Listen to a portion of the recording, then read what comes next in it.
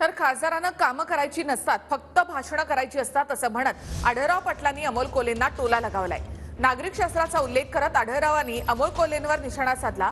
तर नागरिक शास्त्रामध्ये जनतेचं भलं बघायचं असतं, स्वतःचं नाही, अशा शब्दात अमोल कोल्हेंनी आढळरावांवर पलटवार केला आहे। कधी कधी एखादा ट्रान्सफॉर्मर जळाला, त्याला लोक सैरावर होतात, शेतकरी त्याच्या शेतात पाणी नाही, लाईट नाही, ट्रान्सफॉर्मर जळाला। अशा वेळेला आपण सगळेजण कधी आमदार कधी खासदार कधी अशा मी आमच्या पाठीमागे लागतो, आम्हाला धैर्य नाही तर खासदारांना दावा घेतो।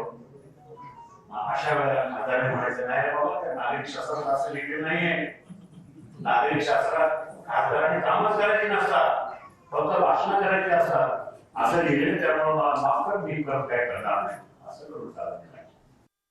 मला वाटतं माननीय महोदय 3 टर्म हे होते, खासदार होते, परंतु माननीय महोदयांचं नागरिकशास्त्र जर असं असेल 2 टर्म मध्ये सर्वसामान्य जनतेनं एका आशेनं निवडून दिल्यानंतर माजी खासदार महोदय फक्त 22 वेळा 10 वर्षात फक्त 22 वेळा संसदेत बोललेत। 2013ला कांद्यावर निर्यात बंदी करा, शेतकऱ्यांच्या ताटात माती कालवा म्हणून माजी खासदार कांद्याच्या माळा घालून संसदेत जात होते, आणि हा शेतकऱ्याचा पोरगा कांद्याची निर्यात बंदी उठवा म्हणून निलंबन झालं तरी बेहतर, पण कांदा उत्पादक शेतकऱ्याची बाजू मांडत होता। हा फरक आहे।